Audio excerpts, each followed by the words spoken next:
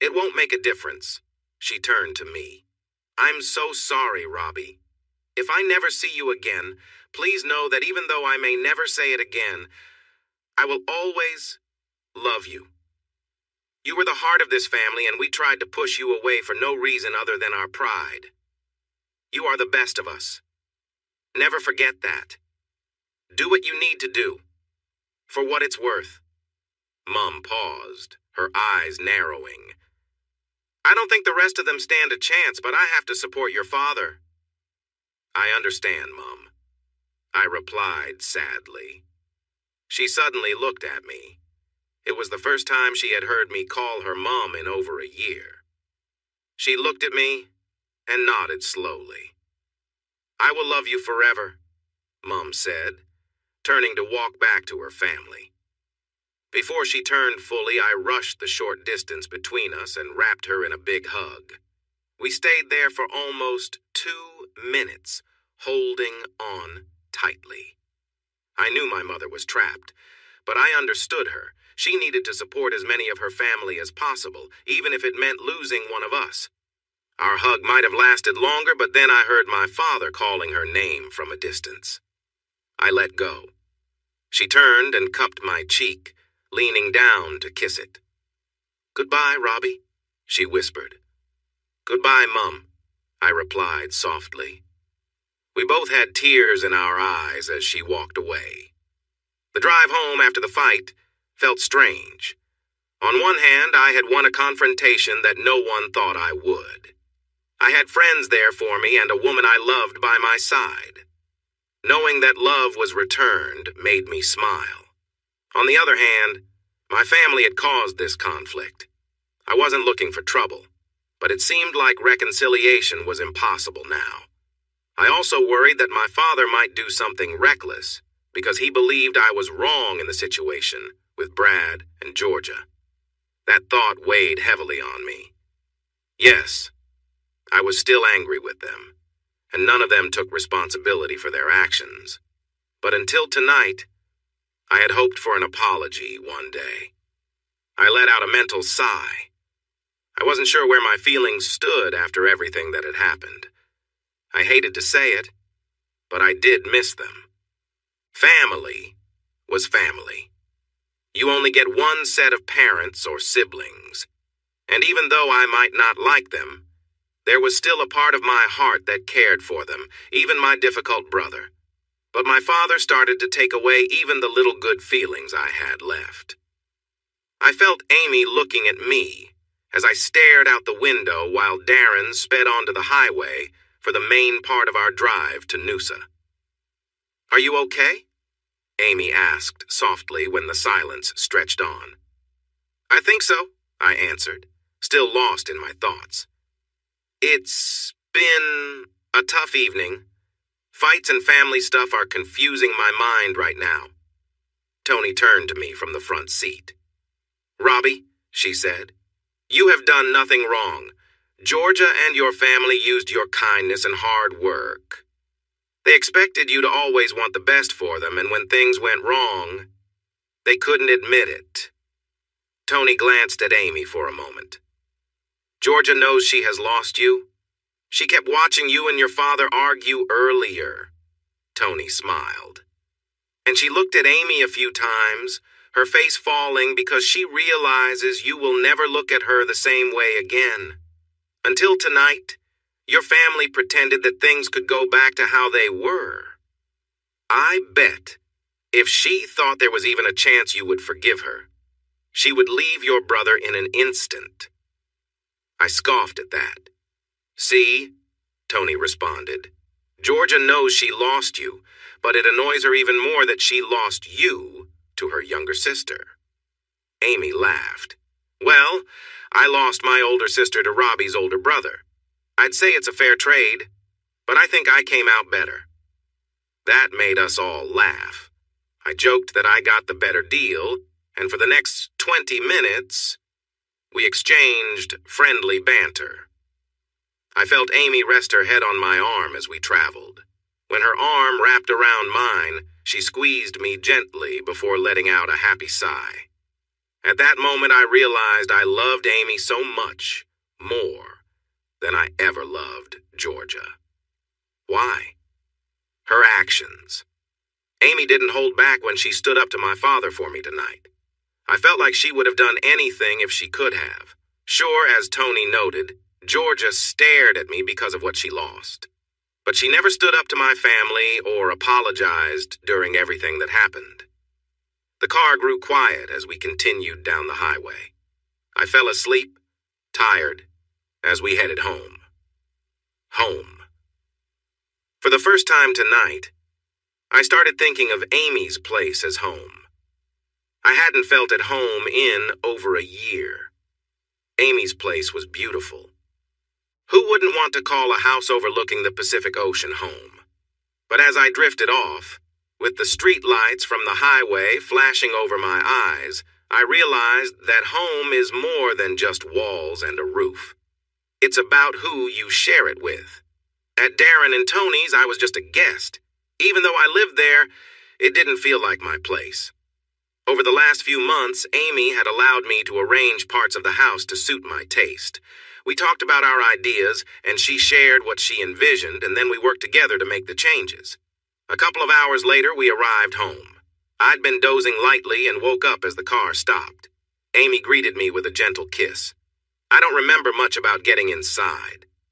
But the next morning, I woke up with her resting beside me, her warm presence a comforting start to the day. As I got up, I tried not to wake Amy and headed for a hot shower. The water was soothing after the long night, and as it hit my tired muscles, I let out a small groan, feeling the tension ease. Suddenly, a cramp seized my right calf, making me wince. Before I could brace myself, Amy appeared and wrapped her arms around me. "Are you okay?" she asked, her face showing concern. "Just a cramp," I replied, managing a small smile. She helped me sit down carefully in the shower, and as I described where the pain was, she took my leg and began massaging the sore muscle. Her hands worked with just the right pressure, easing the knot in my calf. As she focused on the massage, her touch was calming, and I appreciated her kindness and care. Amy looked up at me, noticing my relief. She gave me a warm smile and a light-hearted comment. "Feeling better now?" I nodded gratefully. We stayed close, the shower's warmth surrounding us. Amy rested her head on my shoulder, and we shared a quiet, tender moment, comforted by each other's presence. As the water continued to flow, I felt grateful for her love and the small, caring gestures that made every day feel a little brighter. With a soft smile, she whispered, "I love you, Robbie." And in that peaceful moment, with only the sound of water around us, I felt a deep appreciation for the life we were building together, one gentle, loving moment at a time. When I finished, she sighed happily and looked into my eyes with warmth. "Feeling better, sweetheart?" she asked. "Yes," I replied, a bit distracted, caught up in her gaze and the calm feeling after a good moment together. She kissed me once more before helping me up. We then helped clean each other and shared some gentle moments. "I love you, Amy Brown," I said just before we stepped out of the shower. She pressed her wet body close to me. "I know, Robbie. You're mine now, and I'm never letting you go," Amy said with a firm smile. After we dried off and went downstairs, we saw Darren and Tony dressed and ready to head out for breakfast and coffee. "For someone who had a tough night, you look pretty relaxed this morning," Darren said with a teasing grin. Yeah," I replied, feeling a bit shy as they all laughed. We put on our shoes and hats and walked down to the village. We ended up at one of our favorite cafes called The Village. It was just right for a Sunday morning, with outdoor seating and wonderful coffee. Enjoying bacon and eggs was exactly what I needed after a long night. Since I wasn't in training mode anymore, I ordered a big breakfast with all the sides. just like Darren. It included toast, bacon, eggs, mushrooms, grilled tomatoes, hash browns, beans, spinach, sausage, and an amazing potato rosti. The girls chose omelets, and I was surprised when the owner, Michael, came over to personally serve us. He placed our meals down and reached out to shake my hand. "Great match last night, Mr. Other. Marie and I cheered for you all the way. I loved that final move when you took down Cody," he said, smiling. "Thanks, Michael, it was a tough match.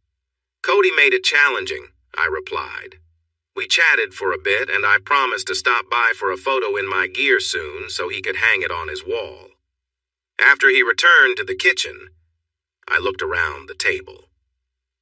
With Amy proudly holding my hand beside me and Darren and Tony across from us, I noticed how lovely the morning was.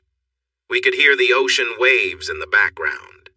As we took it all in together, I felt a sense of peace and happiness I hadn't felt in a long time.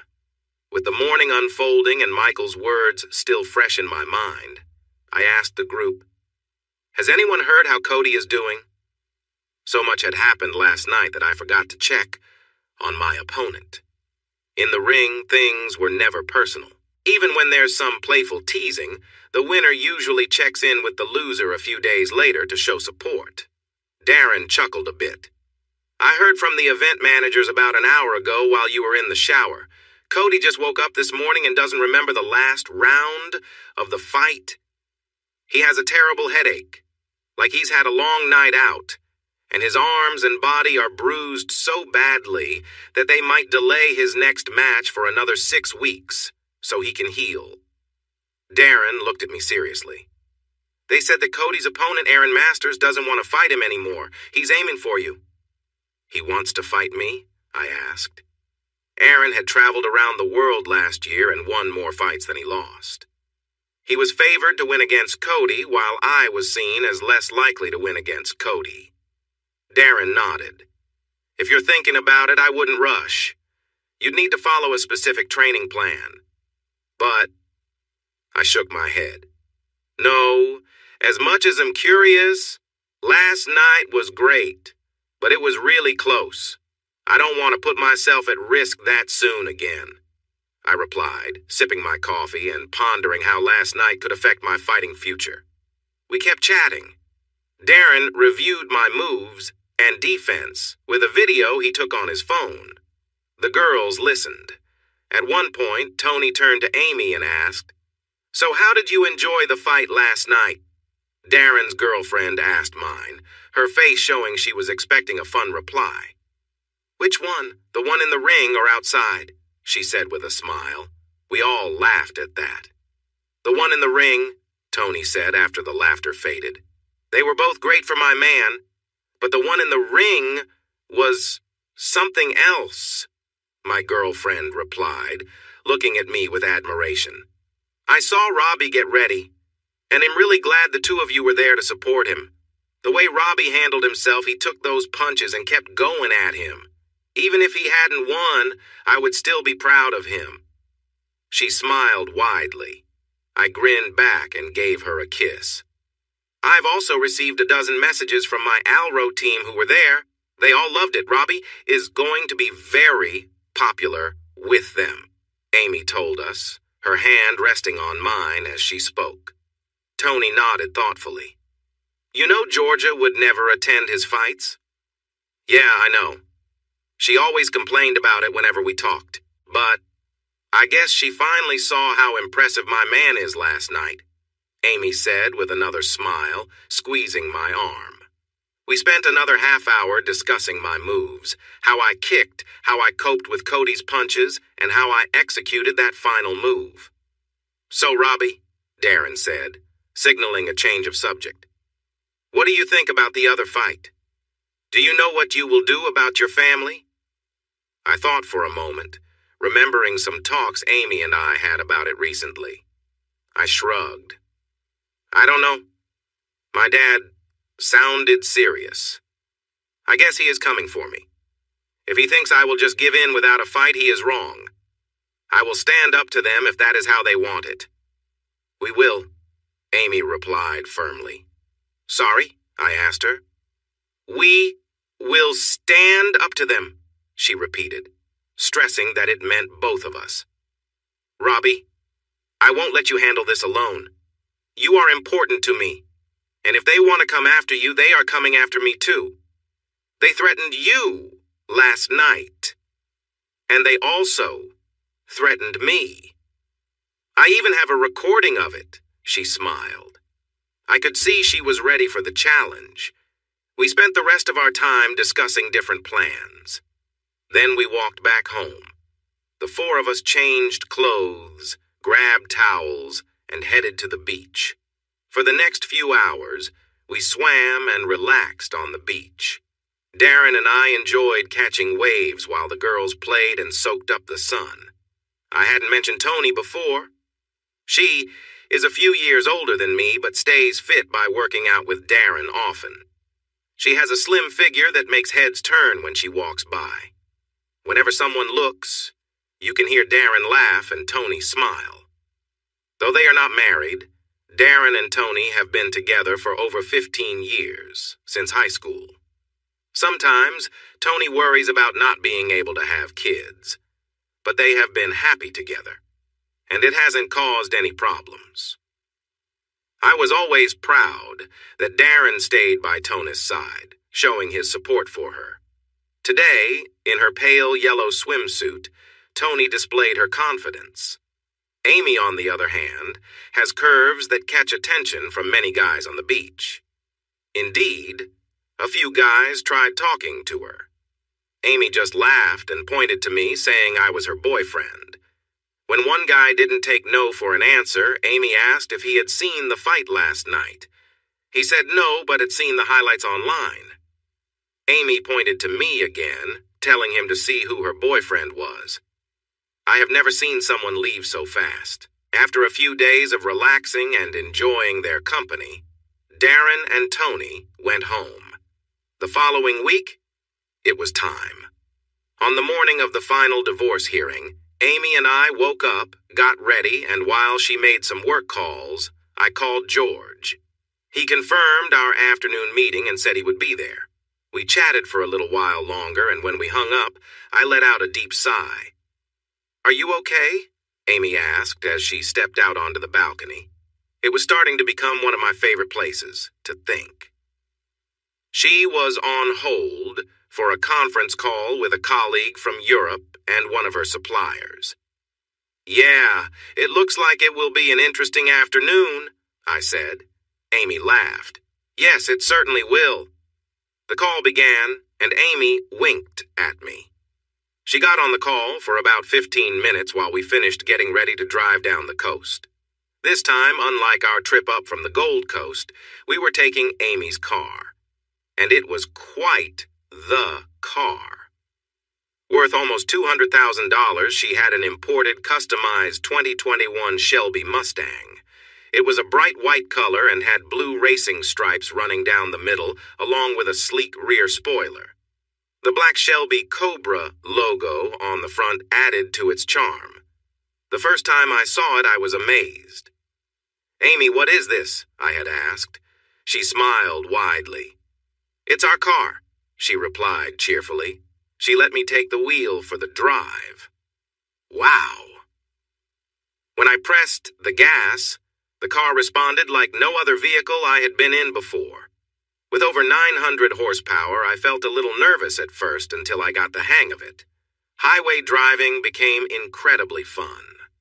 As we entered the courthouse for the final divorce hearing, I couldn't help but grin after that exciting drive, even with everything going on. We met George, who shook our hands and smiled when I mentioned my drive in Eleanor. The name Amy had given her car. Yes, Gone in 60 Seconds influenced that name, but it fit such a stunning vehicle.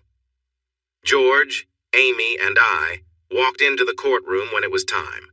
A few minutes later, Georgia arrived with my parents, Brad Jr., and 2 lawyers from my father's firm. My father smirked at me and began talking to the lawyers while pointing in my direction. They pointed back at George, who smiled nicely. When they exchanged worried glances and whispered to my father, his smile faded a bit. The proceedings went as expected. The magistrate read through the divorce petition and the financial arrangements before granting the divorce. Georgia glanced at me a few times, and I looked back at her. She also frequently looked over at Amy with a frown, but Amy just smiled kindly in return. The judge officially granted the divorce, mentioning how sad it was to see another marriage end because of dishonesty. He called out Georgia for being unfaithful. She turned a bit red, but the process needed to move forward. When he brought the gavel down, it was over. As we left the court, George, Amy, and I chatted when one of my father's lawyers approached us. "I'm sorry, Mr. Other," he said to me. "I tried to change their minds, but they wouldn't listen." He looked worried as he glanced at George. I nodded and extended my hand. "Mr. Robbie Other, you've been served." He handed me a big envelope and tried to step away casually. I passed the envelope to George, who smiled. "We had thought my family might attempt something like this." "Thank you, Randy. I will ensure this gets the right attention," George said politely to my father's lawyer. Randy turned pale. "You mean you're going to? Never mind." He shook his head and walked back to my father, who had lost his smile again as Randy explained who George was. George was well known across Australia as one of the country's most respected lawyers. He had rejected the offer to become Queen's Counsel 5 times to focus on his successful law firm. He supported Amy's business in its early days based on a recommendation. When George met Amy and saw her potential, he invested in her and has been by her side since. Now, as her lawyer, he was also mine. Don't tell anyone, but George was a genuinely good person. But when he looked at Randy and my father with a smile, it felt more like a predator eyeing its weak prey. "You kids go ahead. I'll handle this now," George said as he opened the envelope and looked through the papers. He raised an eyebrow and then turned back to Randy, who lowered his head in defeat. Outside the courthouse, Amy and I walked to her car. Just before we reached it, I heard her call my name. "Robbie, wait!" my mother exclaimed, walking towards us. My father followed her slowly. "We need to stop meeting like this," I joked, facing them. In the distance, I saw Brad Jr. and Georgia getting into his Lexus. Georgia gave me a sad look before they drove away. "What do you want?" I asked my mother and her husband. I was finding it hard to think of him as my father anymore. "Robbie," Mum began, her voice pleading, "I talked to your father, and he's willing to drop the lawsuit if you agree to talk with us." I raised an eyebrow at her, ignoring my father. I was realizing that my mother was struggling, and her attempts to keep peace were weighing her down. "Is that all?" I asked. "And you need to apologize to us, and then return to work at Total Build for half pay over the next 3 years. "Oh, yes. And you won't be receiving any extra money to pay us back what you owe," my father said, placing his hands on my mother's shoulders. I could see she felt uncomfortable as she shifted in her seat. I laughed and said, "Goodbye, Brad Hattie. I've given your ridiculous lawsuit to my lawyer, just so you know. We all made ourselves clear last time. You started a conflict, Brad. And now you've taken it further by serving me papers. I don't see us as a family anymore, and we won't ever be on friendly terms again. I won't apologize to you, and I doubt you feel sorry for being unfair either." I turned to face them fully, crossing my arms as I watched my father's anger rise. I grinned and continued. "You want to fight, Brad? You've got it, dear father. Now, unless you have anything else to say, my girlfriend and I have plans. See you in court." I smiled, took Amy's hand, and walked to her car. If I had looked back, I might have seen my mother trying to escape my father's grip while he frowned. His expression soured even more when we didn't walk around the fancy car, but instead got inside, started it, and drove away, leaving marks on the road behind us. The next 3 months were some of the best times of my life. I stayed away from my family as Amy kept her promise to take me on an adventure overseas. With Alro, we traveled in style business class flights, fancy hotels, private cars, and great meals in several countries. Every few days, Amy would meet with various people. Sometimes it was her team, but most often it was with companies that Alro was hoping to invest in. I got to sit in on a few of those meetings as a guest, and was surprised to see that my girlfriend was not easily intimidated. The night before meetings, she would review documents and send emails to gather information, getting ready to speak confidently with people much older than her. In one meeting, we met Mr. Craig Eli, the new CEO of one of the companies. His resume boasted 30 years of experience. When we all sat down at the big table and introduced ourselves, this man started showing his arrogance, making it clear he didn't like a young woman being in a position of authority. After he made a couple of rude comments about Amy's ideas, I was very upset. Amy hadn't said anything wrong, but everyone else in the room looked uneasy. Amy was not embarrassed. She was focused and ready. After the third interruption in just a few minutes, where he pointed out that Amy didn't understand their business, she quickly changed the topic. She asked about how they recognized revenue on the balance sheet, which made the older man sneer. Before he could respond with anger, which seemed likely, Amy raised her hand to stop everyone.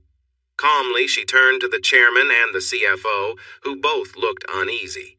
They knew very well that Alro had made a significant investment in their company, and that Amy led Alro. When Amy stood, I got up with her, as did the local manager, Margaret. "I'm sorry, everyone," Amy started, looking at the chairman and the CFO. "But this meeting is over. I came to learn about the future of Alro's investment. Instead, your chosen leader has treated me poorly. Before I came here, I heard 3 complaints from Margaret about Mr. Craig Ellis' behavior, and now I understand why there have been so many complaints." "That's nice," Craig Eli cleared his throat and replied arrogantly. "But I have 30 years of experience. I know how to run a company." "Oh, Mr. Eli," Amy said, pretending to be impressed. 30 years of experience sounds great. Let's take a look at your record, shall we?" She paused. This was not the same cheerful woman who had supported me. This was a strong CEO firmly challenging what she saw. Still standing and facing Craig Eli, Amy opened a folder in front of her.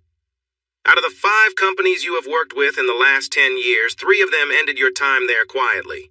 Another one didn't renew your contract, and I'm sure if we looked more closely, we would see similar results everywhere.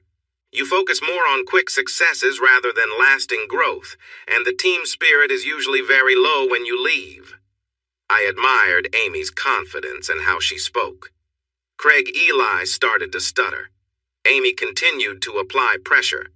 "You're on your 4th marriage. Your last 2 ended because of your unfaithfulness. Your current wife knows about your actions and may take serious steps soon." Craig Eli turned pale when she mentioned his wife. The room fell silent, waiting for what Amy would say next. "Mr. Eli, I may not have 30 years of experience like you, but I have a fantastic team worldwide that ensures I have all the information I need. Alro invests a lot of money each year in many different businesses worldwide. As the founder and CEO of Alro, it is my job to speak up when I see something wrong." She held out her hand and Margaret placed some papers in it. "I have paperwork saying that Alro will stop supporting this company in 5 days, unless Mr. Eli is removed from his role as CEO. Alro sees Mr. Eli's continued employment as a bad investment and will take action accordingly." She turned to the rest of the room. "I want to make it clear that I don't believe Mr. Eli is a good leader. I believe Mr. Eli is a There will be an emergency board meeting at 6 this evening to vote on this matter. Margaret will attend as usual in Alro's board seat, and I believe you know how she will vote." With that, Amy closed the folder and walked out of the room with Margaret and me following closely. We were quiet in the elevator on the way down. Amy was all business until our private car arrived to take us to lunch. After saying goodbye to Margaret, Amy took a deep breath and ran her hands through her dark hair once we were back in the car. "How did I do?" she asked, glancing at me nervously. "You were amazing," I said, really impressed with her. "You handled that situation so well." Amy stared out the window at the scenery, but took my hand. "I knew we would have to let him go, but I wanted to give him a chance. Many people doubt me because I am young and a woman, but I have to be smart and recognize problems quickly, or I wouldn't be leading Alro today. You did really well. I want to always be there for you," I said, sharing my feelings. Amy smiled, looking pleased. "You care about me?" she asked, her focus shifting from work. I smiled back as we were driven along. "Of course," I said, kissing her again. "Then let's head back to the hotel. I need some time with you," Amy said playfully. We spent the afternoon relaxing at the hotel pool and enjoying our time together in our room. Later that evening, Amy heard that Craig Eli had been let go, and we made our way to our plane for our next destination the following day. We spent 2 weeks in the United States. Half the time was for work and the other half was for sightseeing. But once we landed in Europe, our business slowed down. Amy shared she wanted a vacation, and since I was with her, it was a great chance to visit the places we talked about on our first date. We traveled around, enjoying everything we could in Germany, Italy, London, Ireland, and France. We shared special moments in many places, including a beach where people were not fully dressed. I felt a twinge of jealousy when some men admired Amy's figure. She mentioned feeling concerned about women noticing me as well. We tried this as an item on our bucket list, and while it was enjoyable, we both knew it was a one-time experience, since we cherished our relationship with each other. While having tea in London, we received a message from George about Total Build's ongoing lawsuit against me. He informed us that the first court meeting did not go well for them. The meeting's outcome was not favorable for Total Build. The judge questioned my parents about their decision to sue their own son. My father's attorney argued that I had broken the work agreement, leading to a drop in the company's profits and quality. George responded that I'd resigned and reached out to Fair Work Australia to receive my rightful benefits and bonuses. My father, unexpectedly bringing personal matters into the courtroom, shared that I recently got divorced and was not in touch with the family. When the judge asked why, my father continued to explain, despite his lawyer's advice, that I had left Total Build because I needed to move on after discovering my brother, who managed sales, with my ex-wife. George found it amusing when he quoted my father saying, "He needs to get his head straight. Just because his brother has a baby with his ex-wife doesn't mean he can leave the business." This caught the judge's interest. Further discussions revealed that my family had hidden things from me until I caught my brother in a situation that changed everything. The judge suggested my parents reconsider the lawsuit, explaining it would likely fail and they could face consequences for unfairly suing their son. A court date is set for 6 months from now. In Ireland, we enjoyed Guinness a lot. We spent much of our time in pubs or relaxing together. When we reached France, the romantic side of both of us flourished. We visited the Louvre, saw Notre Dame, shopped on the Champs-Élysées, took photos while kissing under the Arc de Triomphe, and got engaged at the Eiffel Tower. Yes, we got engaged. In one of those romantic moments when we landed in Paris, Amy had to attend a meeting alone. I assured her I would explore the area and find a cafe to wait for her. I did just that, and she met me with a smile. I ordered a glass of wine and some cheese for us to share while I waited. Before she arrived, I found a local jeweler and bought a simple engagement ring, featuring a small diamond set on a plain gold band. It was a small amount, just enough that it wouldn't hurt my budget. That night, we had dinner at the Eiffel Tower. After finishing the main course, we stepped out onto the balcony to enjoy the views of Paris when I knelt down on one knee. "Amy," I said, pulling the ring box from my coat pocket, "the last few months have been wonderful. I never knew someone could give so much without thinking of themselves. If it weren't for you, I might still be angry and lost, just going through the motions. But when you came into my life, you helped me in ways I never expected. Every morning since then, I've hoped to wake up and find you beside me. The joy I feel when I see you is proof that if this is a dream, it's the happiest dream I've ever had, and I never want to wake up." I opened the ring box and held it out. Amy was smiling brightly, almost like the lights shining above us. "Amy Brown, I want to share my life with you every day.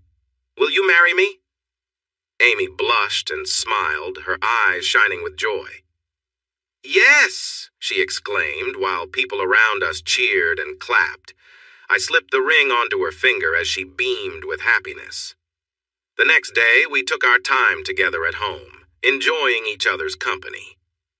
Amy was excited to show off her engagement ring, proudly letting everyone know she was engaged to me. But all good times must end, and with a bit of sadness, we boarded the plane back home to Australia. I had to admit, it felt good to be home. Amy didn't have any travel plans for the next few months since we had spent so much time together during our trip. A couple of days after we returned, I brought up the idea of finding a job. Living with Amy had made my savings dwindle faster than I expected. Now that I was going to be married, I wanted to regain some pride by working again. When I mentioned it to Amy, a smile spread across her face. "Honey," she said, her eyes sparkling, "having you with me these past few months has been amazing.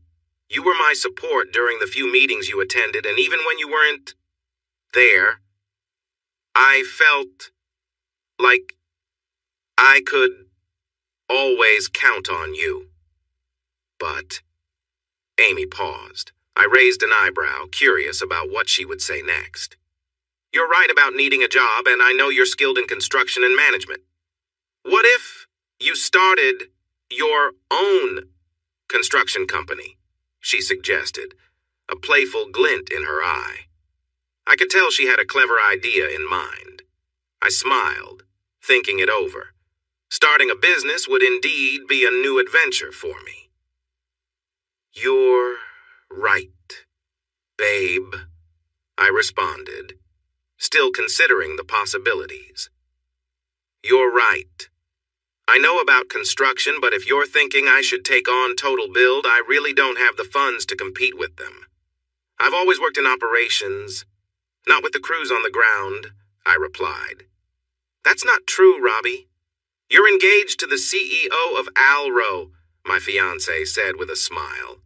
"I'm sure we can find a way to raise some funds." "Alro Homes?" I asked, and Amy laughed at the name. "If that's what you want, my dear," Amy replied. In the following month, I created a business plan, an operational guide, a financial plan, and a hiring strategy. I collaborated with Amy on the details.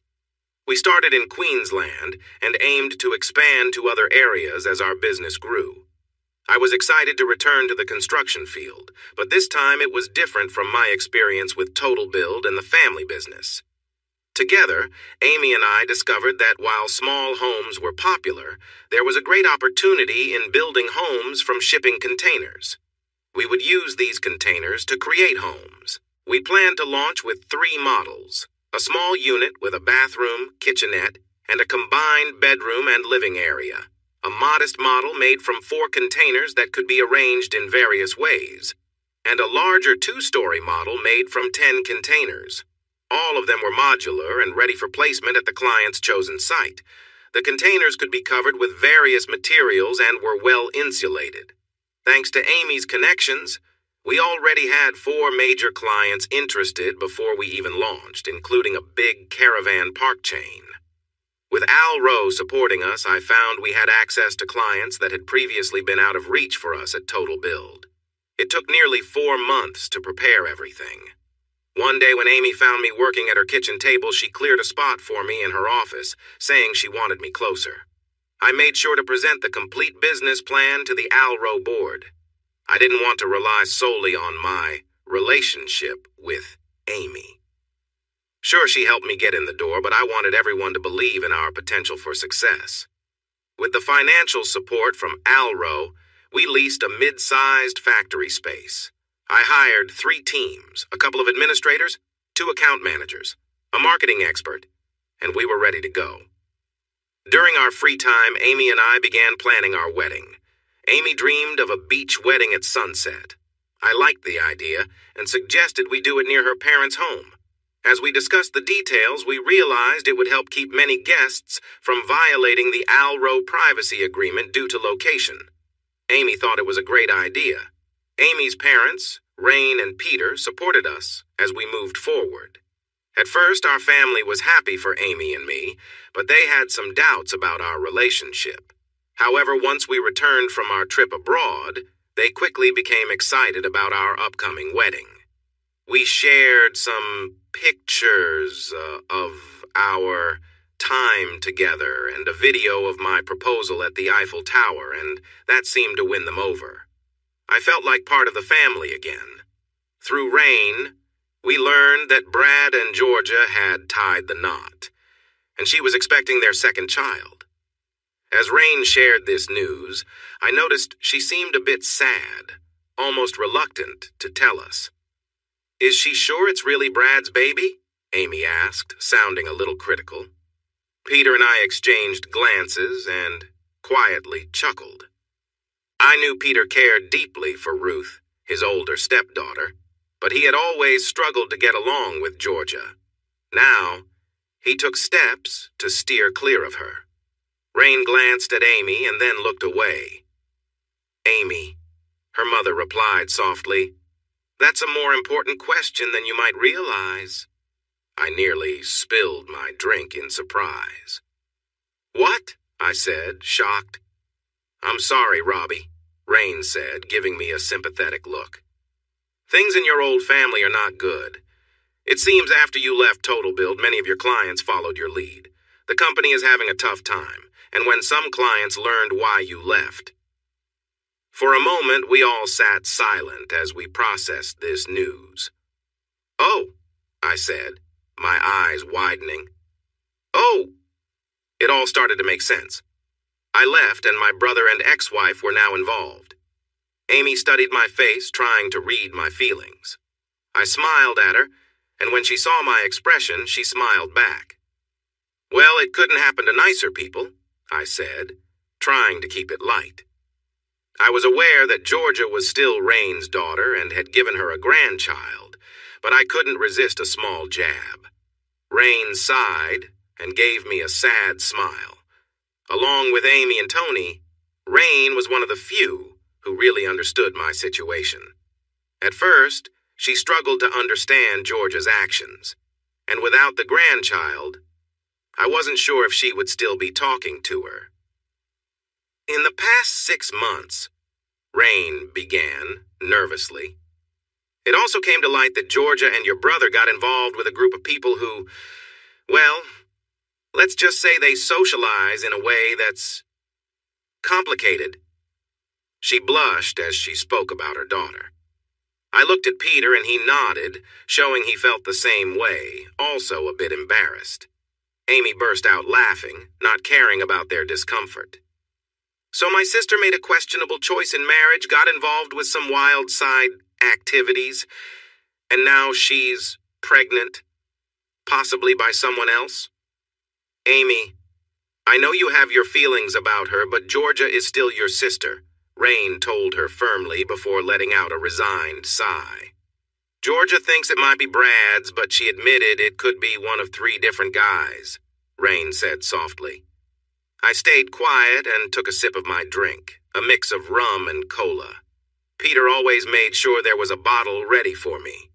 For a moment, I looked at Rain, my former mother-in-law. I realized, not for the first time, that she would soon be part of my life again. When I married Georgia, it felt like I had gained a second mother. But when I learned some surprising news about her, Georgia got too shy to talk to me for several weeks. My family knew everything, but the Brown family had no idea. Once she got over the shock, I found someone to share my feelings with, instead of my own mother. "Why are you telling us this, Rain?" I asked my soon-to-be mother-in-law again. She shrugged and sank back into her chair, looking sad. "Because it's just that." Rain buried her face and cried. But then, another voice joined us. "Because you are a good man, Robbie, and my sister hurt you. On top of that, your family treated you terribly through it all." Ruth, Amy's older half-sister, stood in the doorway with a pizza and a bottle of wine. "You might not want to hear it, but Mom feels you should know how things have changed." Ruth came in and set the pizza in front of us. Peter quickly stood up to get a glass for Ruth, and he returned with both the rum and cola for the others, too. Rain looked at each of us, and then, with tears in her eyes, she nodded at Ruth's words. "Before we go any further," Ruth said, smiling at Amy and me, "can I have a hug from my favorite brother-in-law and my soon-to-be favorite sister?" Feeling grateful for the light moment, we both stood up and hugged Ruth.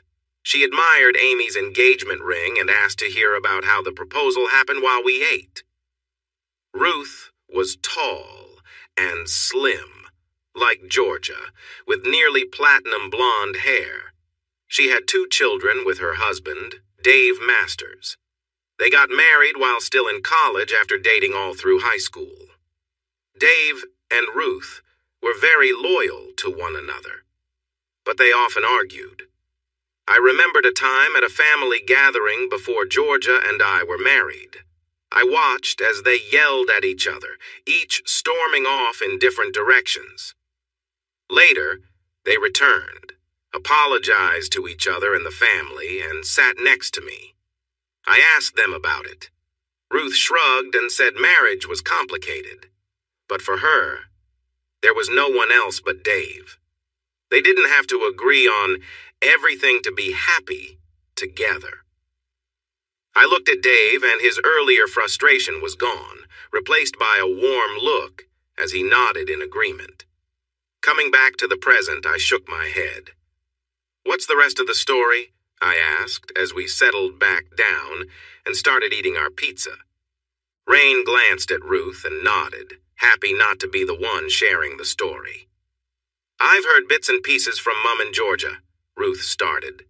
"First, Robbie, I don't agree with what your family did. I think Georgia's choices were wrong, and I admire how calm you were about it." Ruth looked into her glass of wine, took a breath, then looked at me. "But Georgia is still my sister. Even though I'm disappointed with her, I still talk to her sometimes because she doesn't have many friends left." "I see," Ruth continued. "When I was almost 4, my dad left Mom. I don't remember much, but there's a feeling of sadness that sticks with me like a memory of pain. So when I saw my sister just disregard her marriage vows, it hurt." She took another sip of her wine. Rain appeared lost in thought, remembering something. "I've heard," Ruth said to everyone, "that Brad pressured Georgia to join him at parties for months. Usually you need to be a couple to get invited. So she said no at first. But when she found out you left with Amy, she was heartbroken and agreed to his demands. She told me it felt like all her hope was gone, and nothing mattered anymore." "Why?" I said, mostly to myself.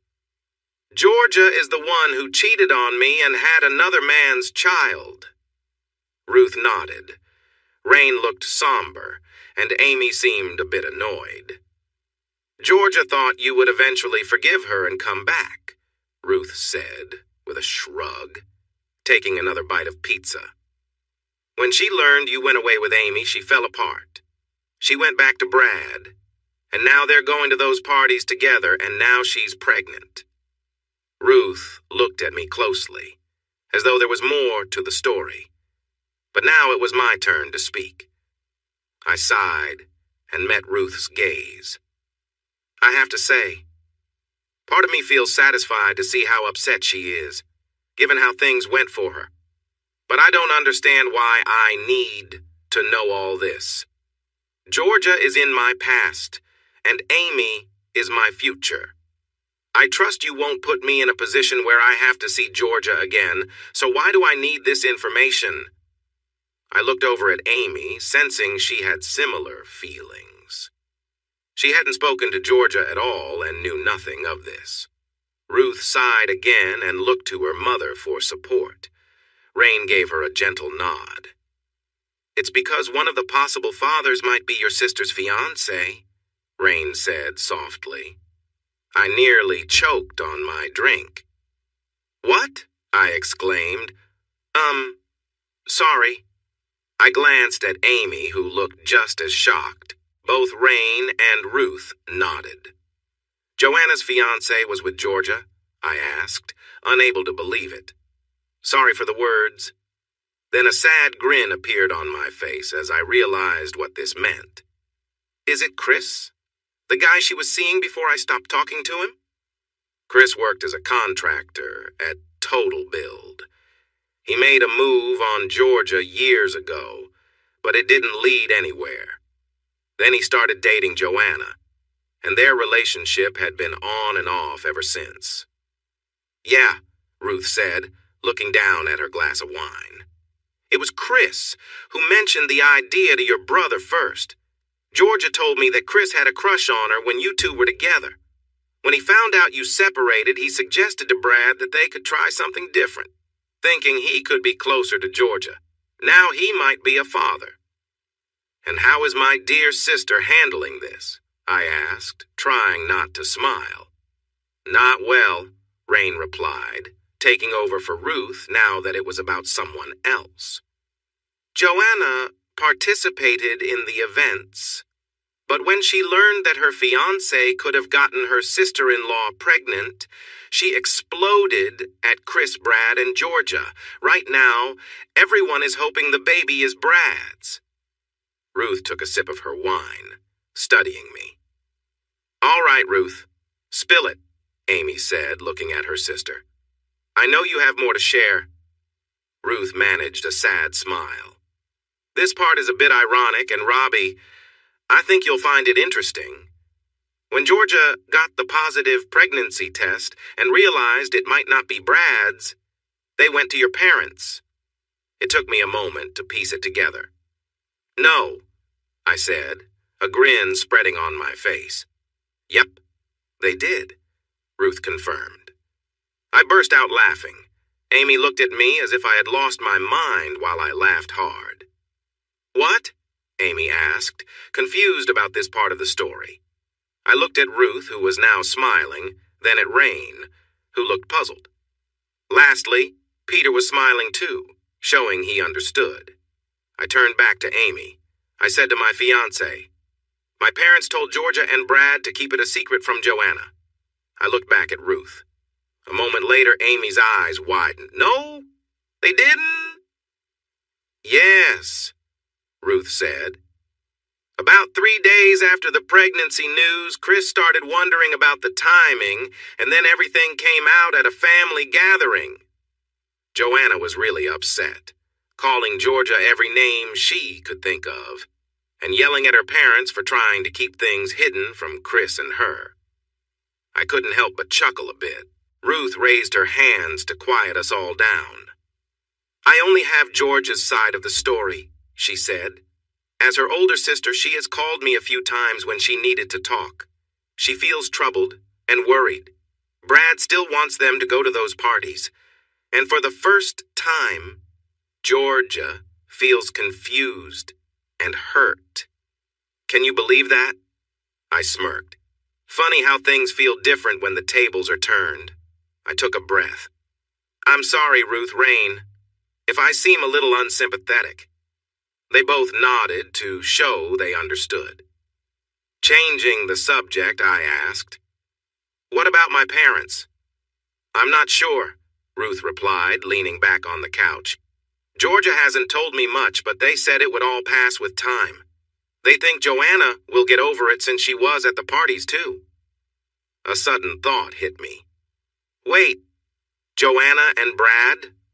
Ruth chuckled. "Georgia mentioned that once. They drew names and laughed before picking again. She said it worried her a little but didn't go into details." I shook my head. How did I not see that I was stuck in such a messy situation? "Because you're a good person," Peter answered quickly. Rain, Ruth, and Amy all nodded. The rest of the evening, the five of us talked about what was going on with Georgia and my family. Then we shifted to happier topics, like my upcoming wedding to Amy and our world travels. We carefully avoided discussing Halro. By now, Amy's family was used to her keeping things private about her job. Later, after hugs, Ruth asked me to walk her to her car. I agreed, and once we reached her car, she turned, hugged me, and looked at me with that caring big sister attitude Joanna never showed. "You seem happy again, Robbie," Ruth said with a smile. I shrugged and smiled back. "I am," she laughed. "Are you working again?" I nodded, but she stopped me before I could explain. "I'm guessing you're doing something with Amy, since you're not sharing any details?" I thought for a moment. "In a way, yes. But I'm doing something I enjoy." "Good. You deserve to be happy after everything you've been through. But Robbie?" I looked at Ruth. "While I know what kind of man you are, I also know my youngest sister. She thinks the world of you. She always has. But if you ever—" I held up my hand to stop her. "I would never let myself hurt her," I finished for her. Ruth smiled at me. "I know, Robbie, and that's why I care about you. I just needed to say it. With Georgia, I never had much, but with Amy. I understand, Ruth. I really do. Amy means everything to me. I thought what Georgia and my family did would trouble me for a long time. But Amy—" I paused, taking a moment to think. "She saved me, Ruth," I said, feeling a tear form in my eye. "I've never told anyone except Amy," I continued, looking into the dark sky. "I was just pretending to be okay while living with Darren and Tony. I was often drinking or training, feeling very low. I even thought about giving up a few times." Ruth gasped in surprise. "But when Amy showed up with Joanna, everything changed," I explained. "From that day on, I never thought about hurting myself again. Now, all I want is to be with Amy. I could never harm her. She is my hero, Ruth. You say she looks up to me, but I feel the same way about her. I know she's nothing like Georgia." Ruth hugged me and wiped a tear from her eye, and then there was a brief distraction. Suddenly, I felt a familiar embrace and soft lips on my neck. It was Amy. I smiled. "Good night, you two," Ruth said with a grin as she got into her car. Amy moved to my side, resting her head on my shoulder. We waved goodbye as Ruth drove away. A couple of months later, I found myself in a familiar room on the morning of our wedding. I was back at Darren and Tony's house, while Amy was at her parents'. The day was bright with a few clouds, but it looked like it wouldn't rain. I woke up late, and Darren took me out for breakfast. We took our time until noon, then we showered and shaved. George joined us for a light lunch, and then we got dressed, ready for the photographer to take some pre-wedding pictures of us. Darren was my best man, and George was a groomsman. When the photographer arrived, Tony said goodbye, heading over to Rain and Peter's to get ready as a bridesmaid alongside Ruth. We took photos and relaxed for another hour while watching some professional fights. This included Cody's latest match in the U.S., where he narrowly won against his opponent. Later, we headed down to the beach for the ceremony. I was amazed at what the event company had arranged. The small part of the beach we picked had been transformed. There was a raised pavilion for the ceremony, decorated with ivy and a variety of flowers from the Gold Coast that highlighted the natural beauty around us. Around 100 seats were set up on beach carpet, a special type of mat that allowed sand to pass through but was stable enough for women in heels to walk on. A lovely ocean blue carpet stretched from the parking area where Amy would arrive to the altar. In the background, the waves gently rolled onto the shore as the tide slowly moved out, reaching the low tide mark about an hour after sunset. For the first time, I felt a little anxious. Darren must have noticed. "Are you all right, Robbie?" he asked with a smile. "Just a few butterflies in my stomach," I answered, trying to smile back.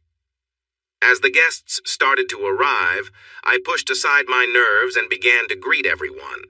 There was a mix of people. Our team from Alro and Alro Homes came, along with their partners, making about 60 people. This included Amy's staff from overseas who she had invited. I recognized a few faces from the Brown family's gathering at my wedding to Georgia. To my surprise, the mayor of the Gold Coast and a state government representative showed up, having been involved with Alro for a while. I had met the mayor several times through work, and he expressed his sympathy over my recent change, but had a happy look in his eyes regarding my marriage to Amy and the work we were doing together. "By the way, I've always been curious, what does Alro stand for?" the state representative asked me during our chat. I smiled. It had taken me a while to learn what it meant from Amy. We were almost a month into our travels before she finally told me. I leaned closer to the mayor and said in a low voice, "Amy loves Robbie Other." I leaned back, keeping my smile. For a moment, the politician just stared at me. "You can't be serious? You mean all this time?" His face showed a mix of surprise and amusement. I nodded. As more guests came to greet me, he took his wife's hand, shaking his head and laughing. About half an hour before sunset, a limousine arrived. I found myself holding my breath as Rain stepped out quickly, walking to her seat in front as the bride's mother. On her way past, she kissed my cheek and smiled widely at me. At that moment, I looked up and saw Amy standing at the top of the stairs, her father, Peter, holding her arm and smiling proudly as he prepared to give his only daughter away. Amy took my breath away. I think every groom feels a wave of emotion when they see their partner for the first time. With a bit of guilt, I thought back to my time with Georgia, remembering a similar feeling. But with Amy, we had shared both good and hard times, which deepened the moment for me. With Amy, I felt truly accepted for who I am, not just for what I could offer. Georgia was beautiful and loved me at the beginning, but we were more caught up in excitement than true love.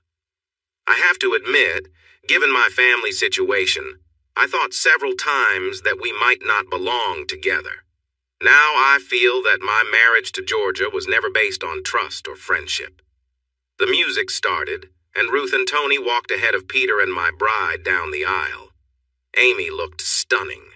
Her simple white strapless dress flared out at the hips. Her bridal train trailed behind her. It covered her face, falling over her eyes and stopping at her nose. She wore deep red lipstick, and her eyes had a soft blue shadow that matched the carpet beneath her feet. The minister spoke, but I hardly heard his words. I was too nervous, just staring at her. We somehow managed to exchange our vows while looking deeply into each other's eyes. I was filled with excitement. My heart raced as I was about to marry my business partner, my hero, and most importantly, my best friend. The ceremony went on as we gazed at each other. In the background, we heard the minister ask if anyone had objections to our marriage, and to speak now or forever hold their peace. Usually there's a pause and a few smiles go around. Then everyone feels relieved, and the ceremony continues. But in our case, as Amy and I focused on each other, we didn't notice a group that had joined our guests midway through our vows. "I object," a voice rang out from the back of the crowd. Most of the people gathered were just passers-by, curious about a beach wedding. But among them was a group I wished would leave us alone. At the front of the group stood Amy's half-sister and my ex-wife, Georgia, who was expecting a baby. Georgia walked forward, followed by my parents and Brad Jr. If I looked farther back, I could see Joanna and her fiancé, Chris. The minister, a local pastor named Gordon, cleared his throat. "On what grounds do you object?" Gordon was a good guy. Amy and I had met him a few times before, and I could tell he hadn't encountered an objection at a wedding before, judging by his expression. Georgia turned to me, looking hurt. "Because it's wrong. He's my husband. He can't marry my sister." Amy and I exchanged glances, raising our eyebrows and smirking as whispers spread through the crowd. Amy nodded, giving me the go-ahead. "Georgia," I said, still holding Amy's hand, "we've been divorced for a year and separated for almost twice that." I knew my words would have an impact, so I let them sink in. "That doesn't matter, my love," Georgia replied, her voice sounding sad and desperate. "You're mine, and you always will be. I have spent a year watching you with someone else, but you need to come back to me," Georgia said. I noticed Brad tense up and my parents looked worried. Amy and I exchanged laughs. The audience began to whisper as they started to connect the dots. I looked at Amy again. She gave me a playful smile and a tiny nod. I decided that if they were ready for this, I might as well share my truth for some excitement. I took a deep breath. "I stopped being yours the night I came home and found my older brother in my bed." The room went silent at that statement. "I stopped being yours when I heard you both talking about me while I was away, planning to tell me that the child you're having was mine when you knew it wasn't." People started whispering urgently, and my family looked uneasy. "I stopped being yours when I discovered my family hid your secret from me for 3 years." Anger surged within me, and Georgia took a step back. My family's faces showed their uncertainty. Whispers grew louder, but it was still quiet enough to hear a pin drop. "I can't be yours because you married my brother after I divorced you for your dishonesty." More surprised looks filled the room. "And let's not forget that the child you're carrying might belong to my sister's fiancé, not your current husband." The whispering stopped, and Georgia's face lost its color. "No, Georgia," I continued. "You and my family have no right to object to my marriage to a wonderful woman who helped me heal from the pain caused by all of you. None of you can say anything against me loving a woman who has given me her all and saved her heart for me." I turned to Amy for a moment, and she looked back at me with understanding. Then I looked back at Georgia, who was now in tears. My mother also had tears in her eyes while my father remained calm. My brother looked embarrassed. I briefly glanced at Rain. She was looking at Georgia with sadness, which seemed to be her usual reaction to my ex-wife. "None of you can object to my marriage to Amy, and none of you were invited here today. The hurt you all caused affects us all.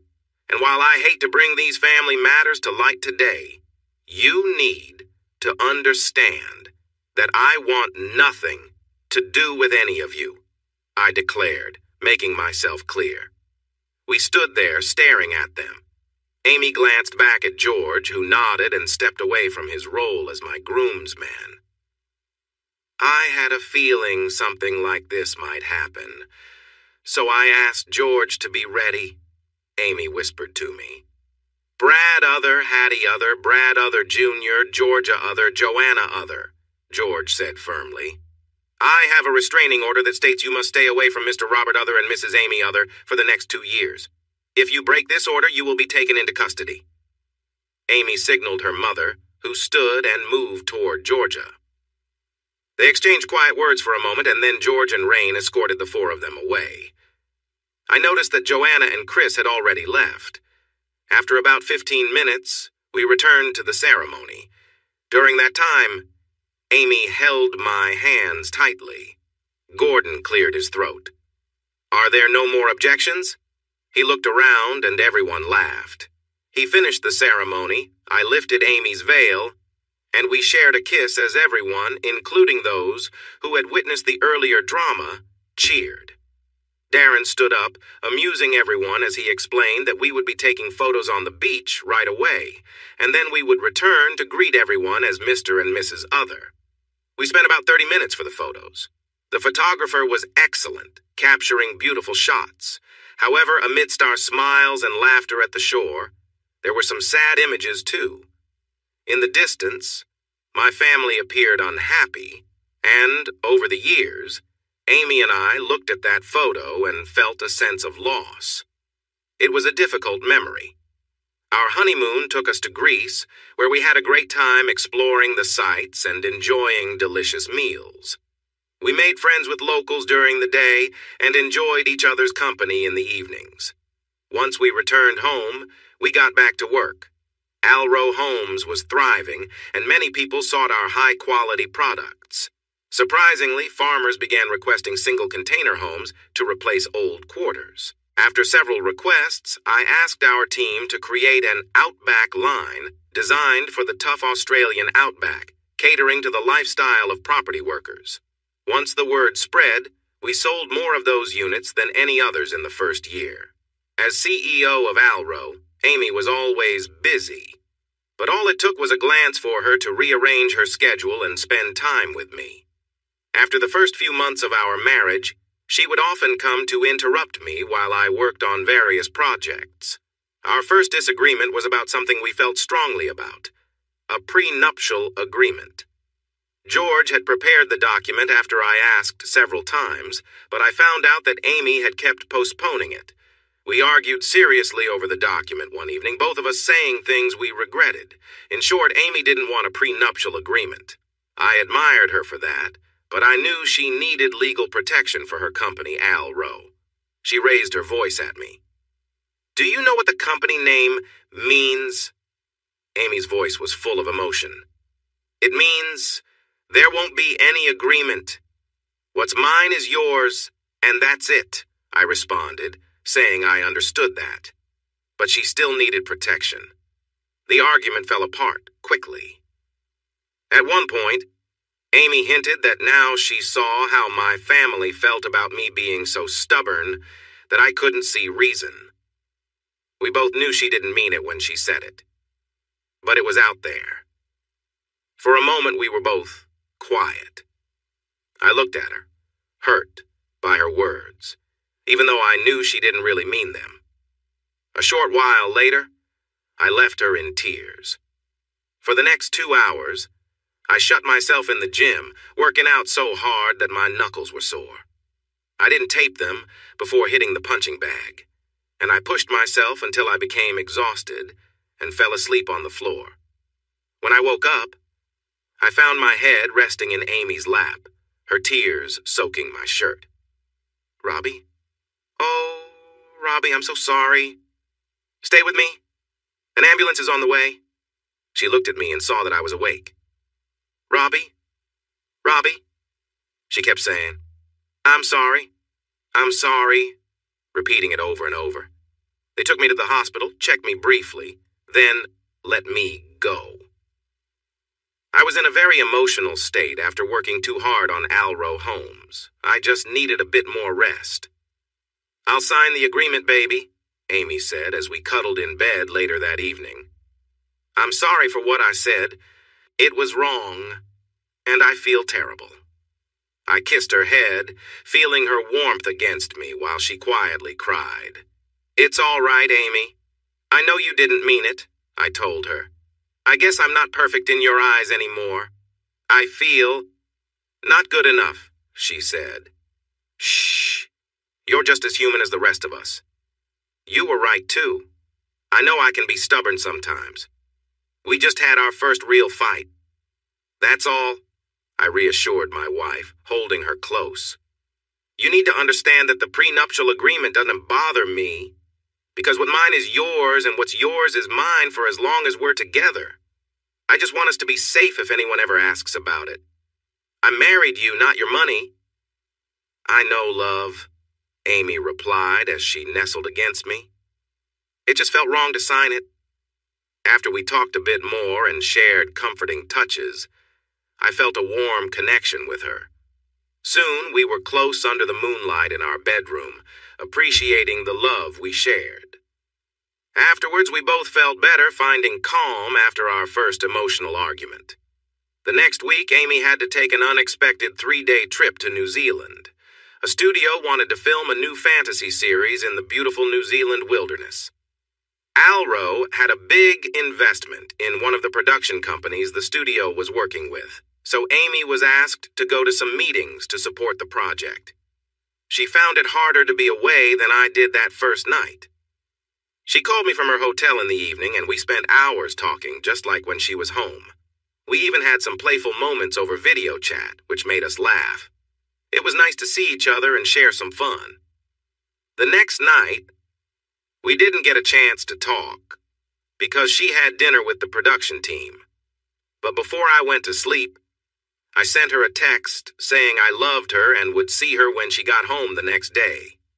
In the morning, I went to Alro Homes and spent most of the day with our teams, making sure we were on schedule. I had meetings and worked with the admin team on our finances. Everything was looking good, and we were on track to make more money this quarter than we'd expected. When I got home, I started to feel uneasy. Amy still wasn't home, even though she should have been back hours ago. I tried calling her, but only reached her voicemail. For the next hour, I kept calling different devices and apps. I even called Maria, the Alro manager in New Zealand. She hadn't seen Amy since the dinner with the clients last night. I could tell she sounded a little uneasy as I spoke to her for the third time without news of Amy. "Maria, what's happening? What aren't you telling me?" I asked her. "Nothing, Robbie. It's nothing," she replied, but it didn't sound convincing. I looked outside at the setting sun over the ocean, and my worry began to grow. Where could Amy be? "Maria, this isn't right. My wife is missing, and you're not being straight with me. I need to know what's going on, or I will contact the police," I said, feeling desperate. The silence on the other end was heavy. Then I heard her sigh. "I'm not sure how to say this, but last night we all went out, the studio team, the production company, and a few others," Maria started. "Yes, I know. Amy mentioned it," I replied shortly. "Well, she had a few drinks, and there was a guy named Kurt. He's a production manager, and he spent a lot of time with Amy," she continued. I held my breath, trying not to let my mind race ahead. I began pacing in our living room. "Maria?" I said, looking for answers. "I really don't know, Robbie," Maria answered. I think she was trying to respond to my unasked question. Amy didn't seem like herself for most of the evening. When she got up to leave, Kurt followed her. I didn't see or hear from either of them after that. We both remained quiet for a moment. "I'm sorry," Maria said gently. We talked for a bit longer. Maria mentioned she was checking with several people but hadn't heard anything new. She hadn't contacted the authorities yet, but she planned to do so if there was no news in the next few hours. I could sense her worry. Maria had been at our wedding a few months ago and knew how difficult this was for me after what happened with Amy's sister. After hanging up, I nearly collapsed on the couch by the balcony. I wanted to yell. I wanted to cry. I kept thinking of different reasons why Amy might not be speaking to me or why she and Kurt had left without a word for almost 24 hours. I called Peter and Rain, then Darren and Tony, to see if they had heard from Amy, but none of them had. I contacted the hotel, but they said Amy had checked out and couldn't share more information. I tried everything I could think of, but I still couldn't locate my wife. While I was on hold with the New Zealand police, I noticed car lights passing across the glass door, which meant someone was arriving. In a hurry, I rushed outside just as a very nervous Amy was getting out of the car with the driver's help. I quickly went to her side and held her close. The moment she felt my arms around her, she began to cry. The driver took Amy's bag from the trunk and gave me a sympathetic smile, which I acknowledged with a wave. As Amy held on to me tightly, she didn't say a word. I brought her inside and sat her on the couch, handing her a box of tissues. My wife cried, leaning against me but not looking at me. I noticed a fear in her that I didn't know how to help with. As I held her close, my heart ached. My love for Amy was much deeper than what I had felt before, yet in that moment I feared being hurt again. I wasn't sure if I could handle feeling that pain a second time. Still, I also realized that my love for her was as strong as ever. At that moment, I decided that even if things were tough, I would forgive her no matter what.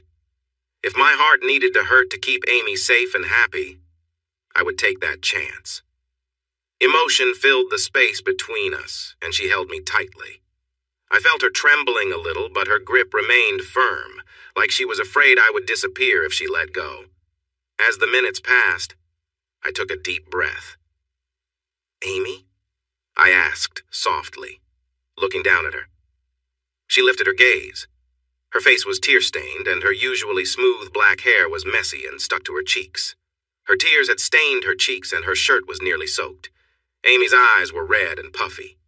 "Robbie, She started to cry again. I let her cry for a few more minutes, then leaned forward and handed her some tissues. "Shh, it's okay here," I said gently. She glanced at me and then at the tissues. That was when I saw the scratches on her arm. They were red and starting to heal. As she wiped her eyes, she noticed my frown and followed my gaze. "Amy, what happened?" I asked softly. She didn't say anything for a while, but at least she had stopped crying again. "Robbie, I am so sorry," she said finally. "Sorry? Amy, are you okay?" My worry grew, but not because I felt betrayed. She shook her head. "No," she whispered. I wanted to hold her, but I felt scared. My heart raced, and I could hear it in my ears. What had happened? Was she still my wife? Had something bad happened? "Robbie, I don't want to lose you, but could you get me some water while I try to calm down?" Amy asked, showing many emotions I couldn't grasp yet. I stood up, walked to the kitchen, filled 2 glasses with water, and returned to the couch. "Thank you," she said quietly, trying to stay calm. She took a sip, looked at her arm, then back at me. "Robbie, this won't be easy." She spoke softly. "You might not like me after I tell you this, but I have never lied to you." I swallowed hard. Amy met my gaze for the first time since she came home. I watched her gather her strength.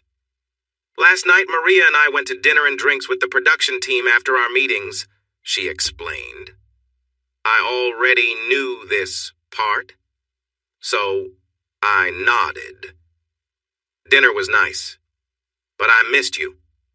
While I was getting ready, I thought about calling you just to hear your voice. I was thinking about the fun we had the night before." She blushed a little.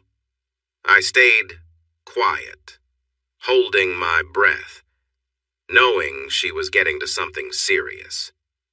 As we sat down for the meal, I started to feel a bit unwell. I had some wine. Amy raised a hand. I know it's not my usual, but everyone else was drinking, so I thought 2 glasses would be fine. She glanced at me before looking down at her hands.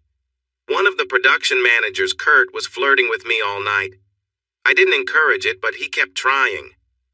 I think Maria noticed, but she wouldn't step in unless I asked for help. Amy continued, speaking softly.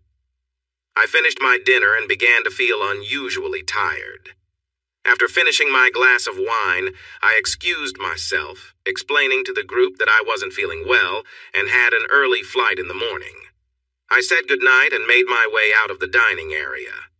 A few moments later, I noticed Kurt was also leaving, saying his goodnights as he followed me. I didn't think much of it since we were all staying at the same hotel. But as we got in the elevator, I felt a wave of nausea. Kurt offered to help me back to my room without waiting for me to ask. Once I reached my room, I quickly unlocked the door and barely made it to the bathroom before feeling sick. As Amy told me this, I listened carefully, feeling uneasy as she continued. I sat there for a few minutes trying to recover when I realized that Kurt was still there, rubbing my back. At first it felt comforting, but then I remembered that this wasn't you, it was someone I didn't know well, in my hotel room. Trying not to look uncomfortable, I stood up, washed my hands, and walked back into the main room, politely thanking Kurt for helping me, and hinting that he should go. But he kept asking if I was okay and handed me a water bottle that had already been opened. Amy paused, visibly uncomfortable, but continued with a hint of reassurance in her eyes as she looked at me. I felt uneasy about the water, so I placed it on the table. I tried to signal that it was time for him to leave. She took a deep breath and explained how Kurt hadn't taken the hint. She eventually asked him directly to leave, telling him she needed rest. He turned as if to go, but instead kicked the door shut, changing his demeanor entirely. As I listened, Amy explained how Kurt suddenly acted aggressively, insisting she was his, and that she should comply. My stomach tightened with anger as Amy described how she resisted, doing everything she could to get him to stop. Kurt was physically strong, but Amy remembered the self-defense moves I had taught her. She used them, managing to push him back and injure his foot, then his leg, just enough to give herself a chance to escape. Amy ran for the door, calling for help as she undid the bolt. But just as she reached the handle, Kurt pulled her back, causing her to stumble, and hit her arm against the desk, where she got the scratches I'd seen earlier. Though hurt, Amy didn't give up. She fought back, refusing to surrender, and defended herself bravely. Her voice grew steadier as she finished her story, and I felt a sense of pride and relief that she had made it out safely, grateful for her resilience in such a difficult situation. Amy told me that when Kurt came toward her, he tried to tackle her, but she quickly rolled away. She stood up fast and kicked him, first in a sensitive spot and then in the head. Kurt was starting to feel the pain. Just as she was about to kick him again, the door burst open. 3 big security guards rushed in after hearing the commotion just as Amy kicked Kurt again. In the chaos, the security team had to hold Amy back. Kurt, now unconscious from her last kick, was taken to the hospital, and Amy was arrested. She was kept in custody for hours without proper help, making her anxious. Since she was from Australia, they wouldn't let her call George or me because it was an international call. Her phone was broken during the struggle, so she didn't have Mariah's number either. The police didn't care who she was, they just saw her as someone who attacked a man. Once Amy finally got a public defender early the next morning, she spent a long time trying to explain to the inexperienced lawyer that she was just defending herself. However, it wasn't until almost mid-morning that they began to believe her story. Kurt, who had woken up at the hospital, claimed that Amy had been flirtatious with him during dinner and invited him to her hotel room. When he turned her down, he said she became violent. While the police didn't fully believe him, he questioned how a smaller woman could fight someone as big as him without catching him off guard. The police were stuck with these two different stories, one from a man in the hospital and another from Amy, whom they thought might be in the wrong. Things changed when Amy got sick again. They had given her some water and a snack, and not long after she became ill. A doctor was called to check on her. He took some blood and interviewed her again, and it started to appear that she might have been drugged. This time, when she shared her story, they listened more carefully. The police went back to her room and found her in the bathroom. They saw the water bottle and some blood on the desk beside her. She laughed when they asked how she could fight back against someone like Kurt. "My husband is Robbie Other, the MMA fighter who took down Cody McGuinness." One of the officers recognized the name from that fight. Once it became clear that Amy was the victim, things started to work out for her.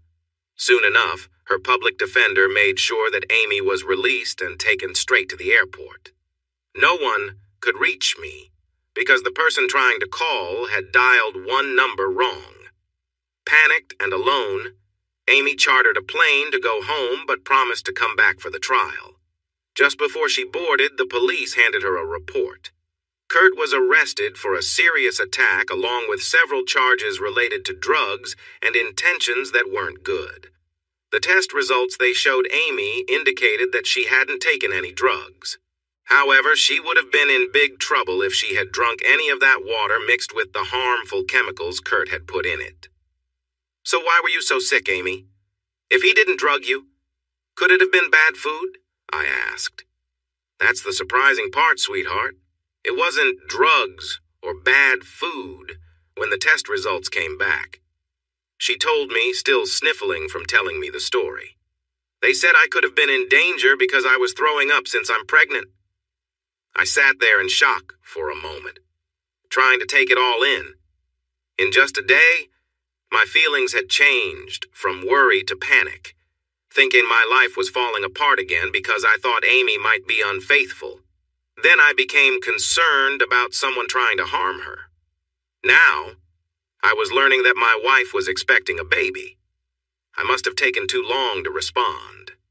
"Robbie, did you hear me? You're going to be a father," she said, looking at me with concern. "I'm going to be a dad?" I whispered, looking at my wife. She frowned at me. "Robbie?" "Oh no, Robbie." Amy looked worried. "There is no way that this... Robbie." She reached for me, tears forming in her eyes, thinking about what must have crossed my mind. I wrapped my arms around her. "Shh," I said. "I know, my love, and I am sorry that I doubted you. It's not fair to you." She cried for a moment, then tapped my chest lightly. "No, it's not fair, and I wish Georgia forever for what she did to you." She paused, looking up at me. "But I want you to know without a doubt, there has never been anyone else for me but you. This baby is yours."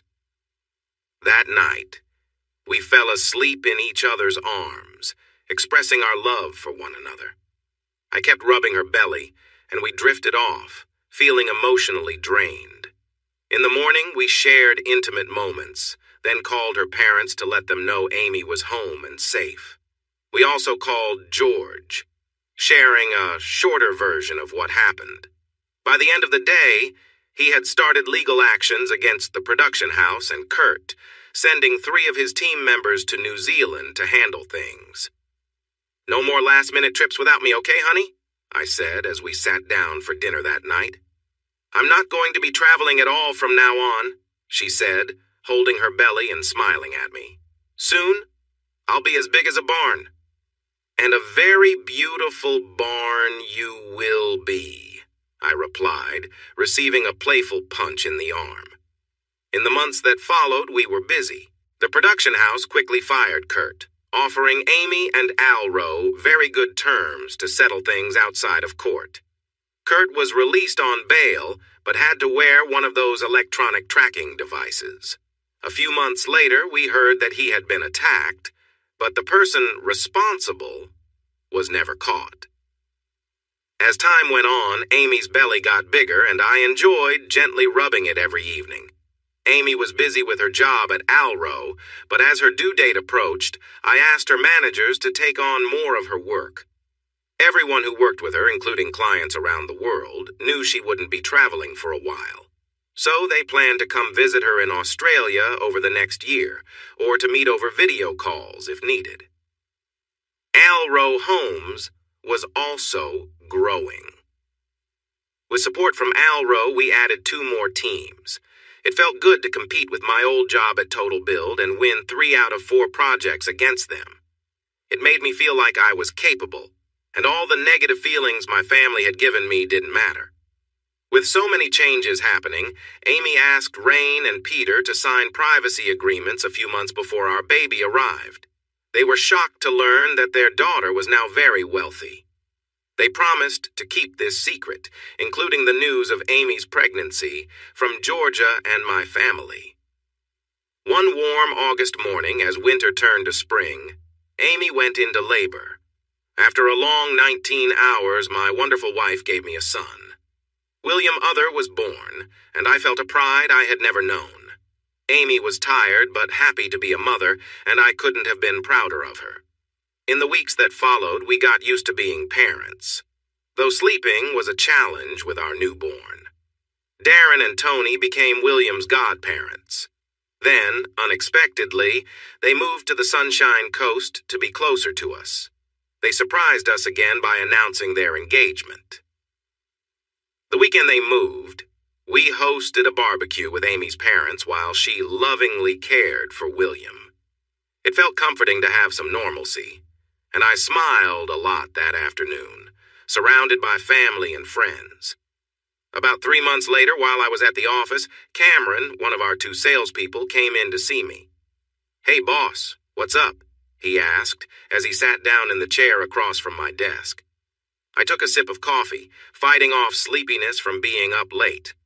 I looked over at Cameron, who laughed when he saw my expression. "Don't worry, it gets better," he said, noticing the signs of a new father. "Does it?" I replied, hoping for some good news. The past week, I had been up with William until 3 in the morning, giving Amy the chance to rest.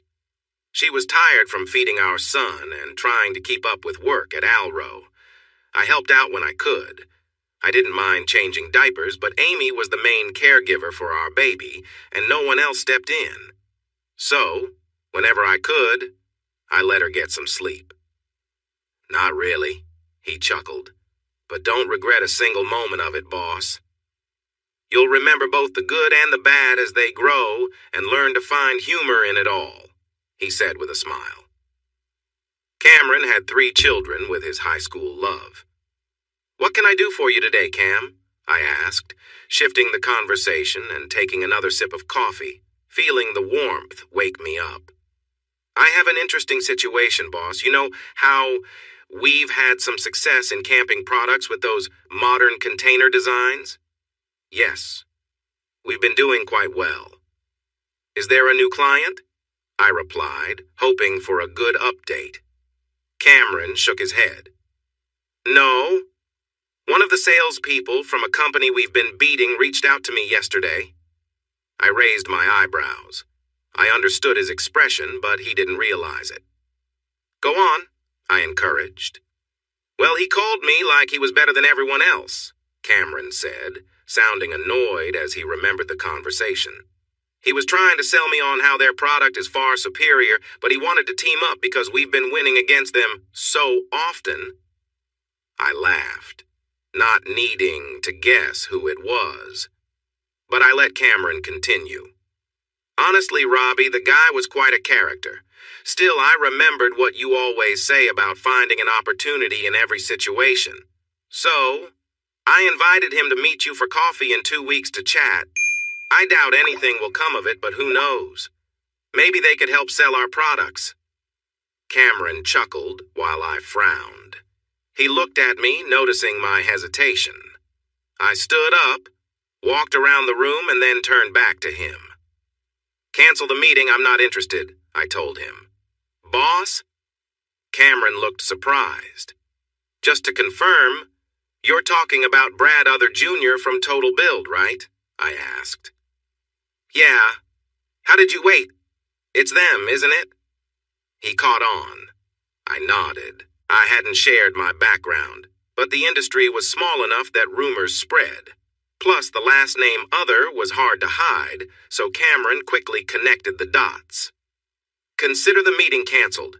I'll call and cancel it now, Cameron said, getting up from his chair. Thanks, Cam. I sighed in relief. He paused at the door. Sorry if I brought up anything uncomfortable. I should have realized. I waved it off. It's okay. Keep looking for new chances. I appreciate your creativity, but I won't work with that company or my brother again. We chatted for a little longer before Cameron left. He returned about half an hour later to confirm he had canceled the meeting without mentioning my name. He noticed that Brad was unhappy and tried hard to get a meeting, even saying he would bring my father, the CEO of Total Build. Cameron kindly said no. I thought that would be the end of it. But when it comes to my family, I should have known better. 2 weeks later, on a Wednesday morning, Amy and I walked into Alro Homes carrying coffee. I was holding a smiling little boy named William when my past came back to me. Now I understand why I couldn't get a meeting. That guy works here, I heard my older brother say in a rude tone. We turned back to the waiting area and saw a group sitting on the couches. My father, Brad Jr., and Georgia were there. Georgia had a baby in a stroller and a young child on her lap. She looked at us, starting with Amy, then William, and finally me. When our eyes met, I saw a moment of sadness on her face as she noticed me with my son. My older brother, Brad, only glared at me after his comment. I see your professionalism hasn't improved, I replied. You're still a big disappointment, but yes, you're right. I am the reason you couldn't have your meeting. Brad opened his mouth to respond, but my father raised his hand to stop him. Robert, when Brad canceled the meeting, we thought we would still come to meet Cameron and your boss. Alro Homes has taken more of our market share recently, and we hope to partner with you, he continued, his voice dripping with sarcasm. Now that I'm seeing you, I have to ask, are you really trying to hurt our already struggling business? Even though I don't appreciate my father's past actions toward me, I had to admire his attempt to be professional. I could see how he was reassessing the meeting he thought he could get. He had tried to re-engage with people since I made my move. I sighed. No. Despite everything you've done to me, I have not looked for ways to take work away from Total Build. After winning most of the bids, I was surprised to find we were even competing with you. But you're still taking work from us, shouted Brad Jr. I found it funny. William looked up at me and smiled when he heard my laughter. Without saying a word, I handed William to Amy, who was watching. I leaned in, kissed her, and quietly asked if she would take William into the office to avoid this situation. She kissed me back, smiled, then glanced at her sister, looking happier as she walked away with our son. As she walked by the reception desk, she gave the receptionist a look. The receptionist followed Amy, leaving me with my family and ex-wife. What do you want? I asked my father, crossing my arms. He studied my face and his attitude changed now that we were alone. I want to talk to your boss, the owner of Alro Homes. I need to tell him that my dishonest son is taking our clients. I will tell him you are a disgrace to the business and should have nothing to do with us. If he fires you and works with us instead, we can make a lot more money together. I will show him that you are not important, and I will make sure you, along with your wife and son, end up struggling, just like I said I would. I raised my eyebrows and smirked, wondering if he was losing his mind as he got older and things didn't go his way. He took a breath and continued. You think you're in a good position, but you're not. I have years of experience.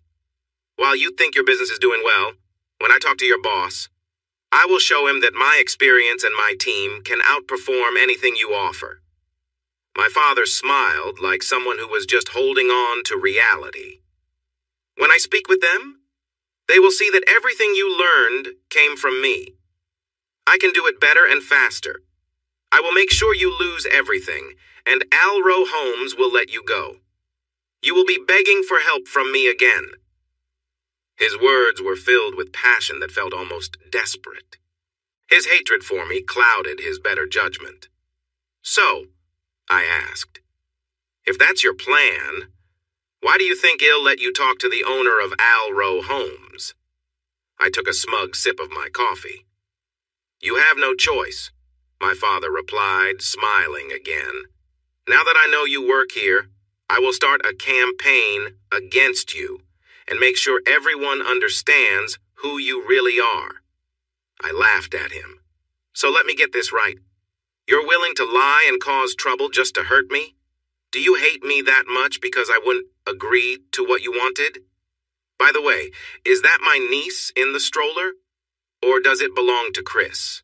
I smirked. No one said anything, which told me it wasn't a family connection. It doesn't matter, my father snapped. Brad is raising Colleen, which is what you should have done. I looked at them all and felt a tiny bit of sympathy for my older brother for the first time. He had been surprised to find out that he was raising another man's child. Brad Jr. and Georgia looked uncomfortable as they watched the conversation between my father and me. I chuckled, but quickly raised my hand when the three of them looked upset. Sorry, but I find this situation rather amusing. For that reason, I'll let you talk to both owners for a few minutes, I told my father.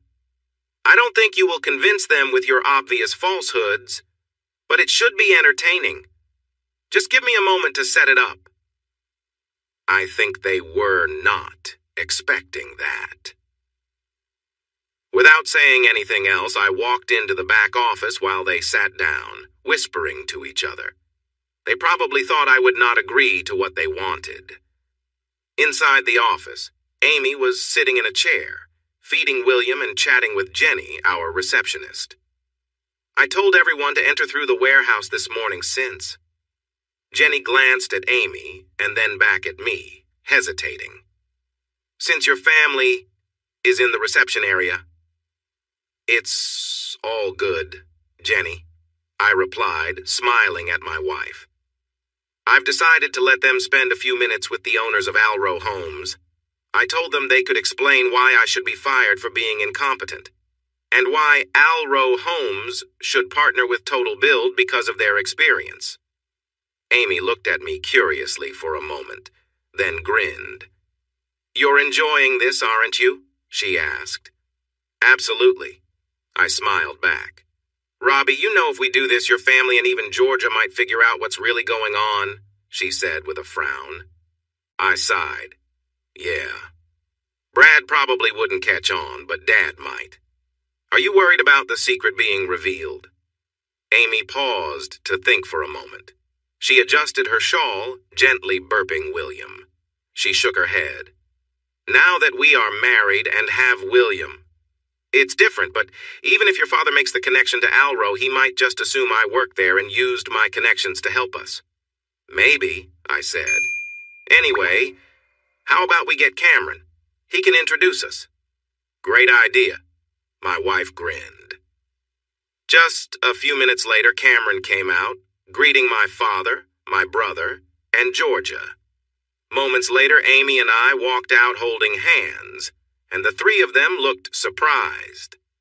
Everyone, Cameron announced, I would like to introduce you to the owners of Alro Homes, Robbie and Amy Other. They are some of the best company owners I have ever met and incredibly sharp. Wow, Brad said, looking at the room with new eyes.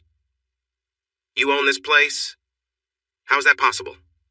It must be worth millions. Amy replied in a professional tone.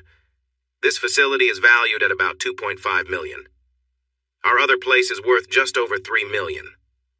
In the last year, in our first year of business, Alro Homes made a little over $15 million with an 8% profit margin. Our product is becoming well known for its high quality in the market. Thanks to our CEO, we always meet our deadlines, and our investors are pleased with the growth at Alro Homes. Investors? Brad Jr. asked. Yes, investors, I answered. Alro Homes has outside investments, and our investment team was eager to help us get started as soon as we had our business plan ready. Even now, they help us with our development, creating connections and providing important advice. Right now, we are looking to expand a lot in the next few years. This includes new products, new markets, and a way of presenting our product as the best anywhere in the world, even better than what Total Build can make. My brother just stared at me. Georgia was busy trying to keep her son occupied while my dad frowned. You think you're clever? Because you own this place? My father suddenly said. Do you think you're better than us? He'll make sure to bring you down. Do you really think we would let this go? I'm going to ruin you. Dad, I said, using his title for the first time in years. He had almost forgotten I used to say that. For years you have ranted and said I should just obey you. You've threatened me over and over that you'd ruin me while wasting your time and energy. He started to reply, but I cut him off, tired of the argument. Enough already, I snapped, catching everyone's attention. Have I taken Total Build's market share? Absolutely, and your threats mean nothing. Every time you threaten me, I come back stronger. But I don't need to explain myself to you because you won't see my moves coming. You once told me I should have accepted what happened with one of the worst people, I said, glaring at my older brother. He didn't seem to understand. He was probably still trying to grasp that I am now a CEO. I turned back to my father, our eyes locked as I continued to speak firmly. You insisted that I accept someone who betrayed me while she was married to me. She not only became pregnant with my brother's child, but also had a child from another party. Can you just pause your dislike for me for a moment? Please try looking at things from a different perspective. Take a step back and see how you all appear from the outside. It looks like a big, tangled mess of connections. And while you pretend to be upset by my actions, your business has dropped to less than 20% of what it used to be. You've had to move 3 times in 2 years just to keep running. Good builders on the Gold Coast won't work with you because they can't trust when they will be paid. I also know you're on your last warning to keep your account in good standing, or you'll lose access to those supplies. My father looked shocked. Yes, Dad, I said, stressing the word. I've been paying attention to Total Build since I left. I worked hard there, and despite my feelings toward you, I'm sad to see how far things have fallen. Shut up, my brother yelled. We would have been fine if you hadn't taken our projects. I chuckled. Brad, maybe you need to look in a mirror. I shook my head. My brother was raising another man's child as his own. Yet, he called me out when I had walked away from a similar situation with the same woman. I glanced at Georgia, who was trying to avoid eye contact while caring for her son and rocking her daughter gently in the pram. I felt it was time to show them I knew more than they realized. But even before we launched Alro Homes, your market share had already dropped by over 13%. I'd guess that the deals you have now are more about Dad's experience than your selling skills. How many of your deals did I fix before I left? We all shared a few awkward moments of silence. Dad started to regain some of his confidence. Listen, Robert, I need you to back off. Leave our business alone. I thought we might work together. But knowing you own this place, I cannot partner with such a disappointment. Now it's personal. You're my biggest rival. I'll make sure your business fails, and you end up without a home, and your children will blame you for it.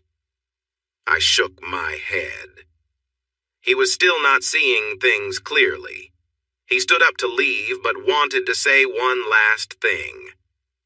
You could have avoided all of this, Robert. You could have been happy.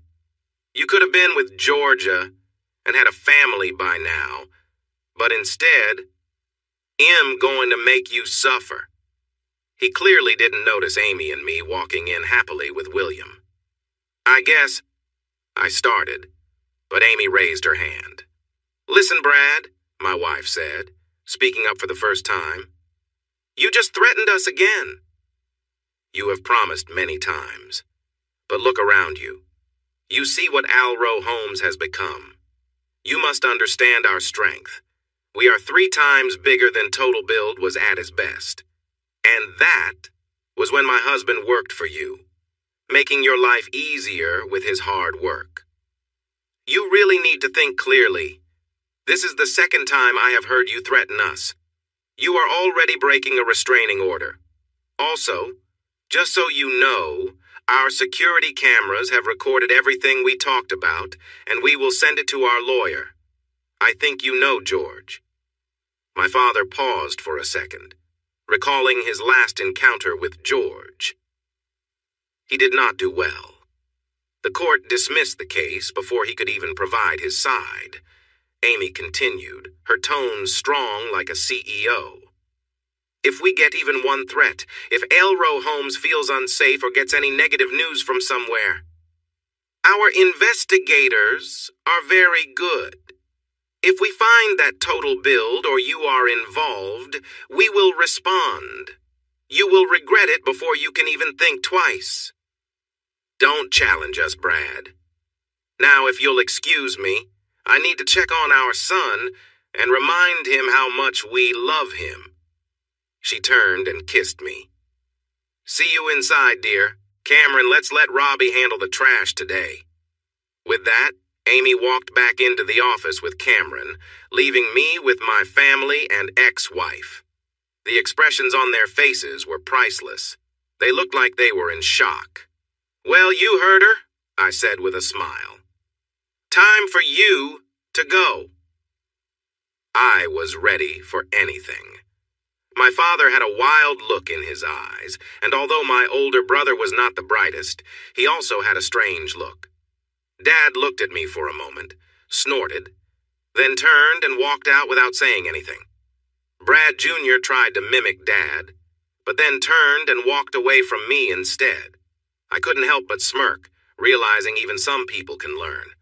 Georgia passed by Brad Jr. and they walked out without speaking, leaving just Georgia and me. Georgia gently rocked her baby in the stroller for a moment. Then she began to pick up toys from the floor. I stood with my arms crossed. At one point, she picked up a book and looked at me, tears in her eyes. I'm sorry, Robbie, she said softly. Sorry, Georgia? What are you sorry about? I asked. I wasn't really angry. Time had softened that feeling about her. She looked at the security camera in the corner, and then shrugged. If it weren't for me, you'd still be a family. No one will say it, but they all blame me and treat me like an outcast when we're not in public. I doubt your parents would even speak to me if I didn't have the kids. She took out a tissue and wiped her eyes. Look at the way they just walked out on me. A lot of their anger is directed at me as much as they direct their words at you. Your father treats me badly. Your brother hardly pays attention to me. Your sister is almost always rude to me. Honestly, they don't get along that well. The only thing keeping them together is your mother. She is hurting and misses you a lot. She also holds me responsible for my past choices. She looked up at me with a faint smile. Yes, Robbie. I can admit my mistakes. I made poor choices and I regret them. I had a child that isn't yours. That alone feels like my stain on our past. And then I made another mistake with your sister's fiancé. It didn't help that I got pregnant. That's all she needs to blame me. At that moment, I realized Georgia was deeply troubled. She looked into my eyes, sadness clear on her face. And look at you, she said, trying to change the subject.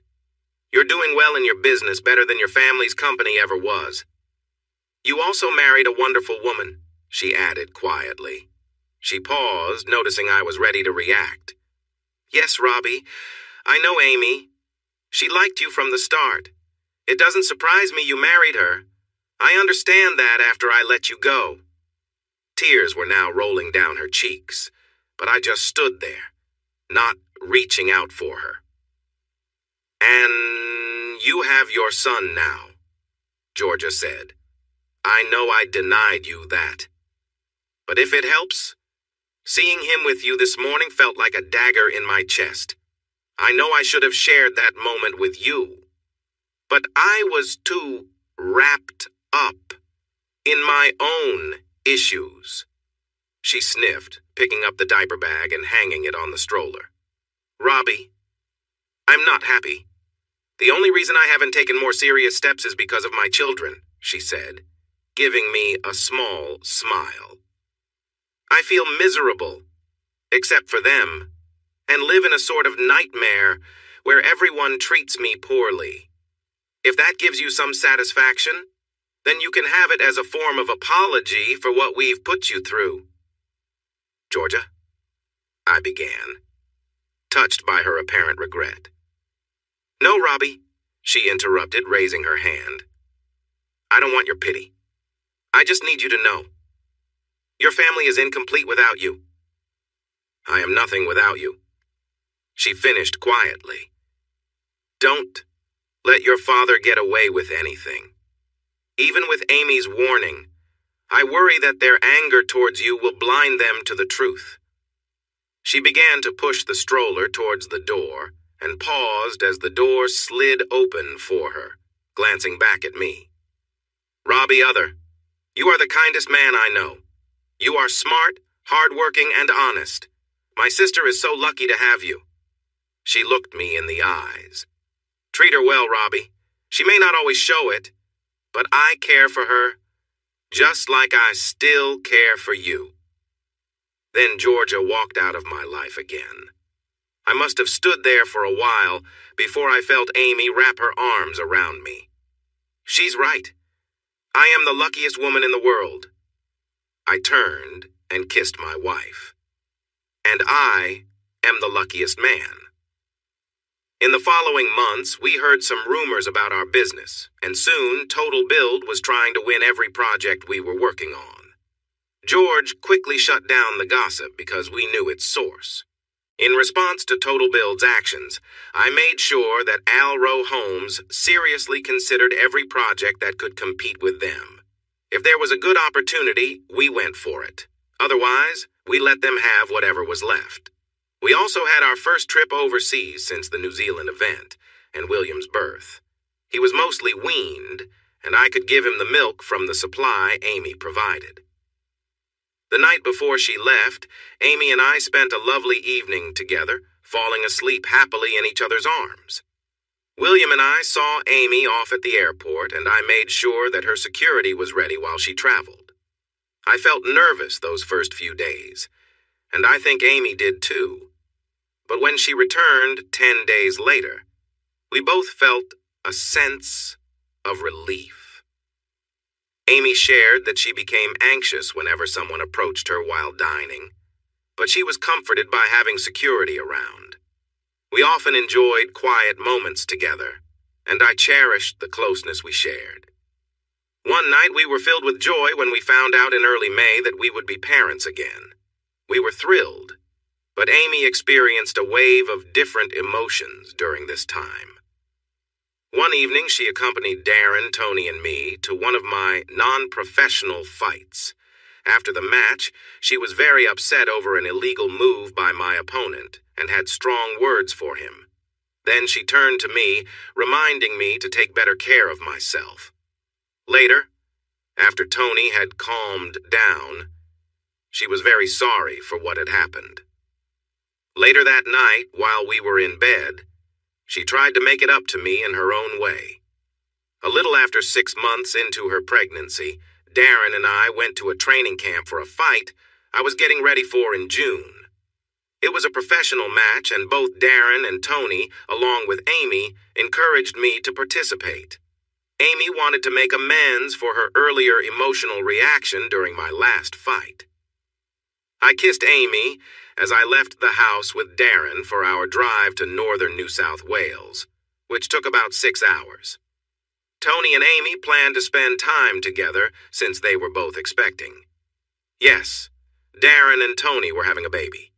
They hadn't shared the news until after the first trimester, but with Tony feeling time was passing quickly for her, they decided to start trying. They were fortunate to conceive naturally despite some health issues Tony faced in her late teens. Darren was thrilled, and like my own wife, Tony's emotions were all over the place. We cared deeply for our partners, but a few days of training was exactly what we both needed. When we arrived at the camp, we joined a group of 12 for an intense 2-day training session. They had us working hard from early morning until late at night, with exercises that were tough for anyone who wasn't already fit. After the camp, we were worn out, but happy. I looked forward to a relaxing evening with our partners, maybe having a drink, cuddling, and enjoying some quiet time with my wife. But things turned out very differently. "Ladies, we're home," I announced cheerfully as Darren and I walked through the door. "You lied to me. What do you think you're doing here? Just leave," my wife shouted at me. "Amy, wait, what?" I tried to ask, but was interrupted. "Don't you wait me? How could you do this to me?" she cried, her voice mixed with anger and tears. Tony stood behind her, arms crossed over her pregnant belly. I was stunned. In all the time we'd been together, Amy had never spoken to me like that. We'd had arguments, but we always worked things out. "Amy, I don't understand what's going on," I said. "Robbie, how could you betray us?" "I thought I knew you," Tony said, her voice cold and filled with anger. "Tony, Amy, what are you talking about? What did I do?" I asked, glancing at Darren, but he looked just as confused as I was. "You were unfaithful while I wasn't there. That's what you did?" Amy said, her voice now filled with sadness. "I did what? Who?" I was bewildered. Something was definitely wrong here. "Tony, can you explain this? What's going on?" Darren asked. "Robbie and I were at the camp for the last 2 days, and it was all guys there. There was no funny business at all." "Darren, don't involve yourself in this," Tony replied, her eyes focused intently on me. "If you helped Robbie in any way, the only love you'll get from now on is your hand." I was really upset. I was being blamed for something I didn't do by 2 people who should know me well. "Tony, Amy, tell me what's going on," I demanded. Tony seemed to come back to reality as her anger faded a bit. "You're not with Georgia?" she asked, her eyes full of doubt. "What?" I replied, surprised. "Why would I be with my ex-wife? You all know how much I can't stand her." "Then how do you explain this?" Tony said, while Amy continued to glare at me and wiped tears away. Tony got up and grabbed Amy's phone. Amy looked at me with shock as she unlocked it. Tony opened Amy's email and pulled up a message from someone called a concerned observer. The email read, "To Amy, Other. I'm sorry to tell you this, but your husband, Robert Other, is involved with your sister and his ex-wife, Georgia.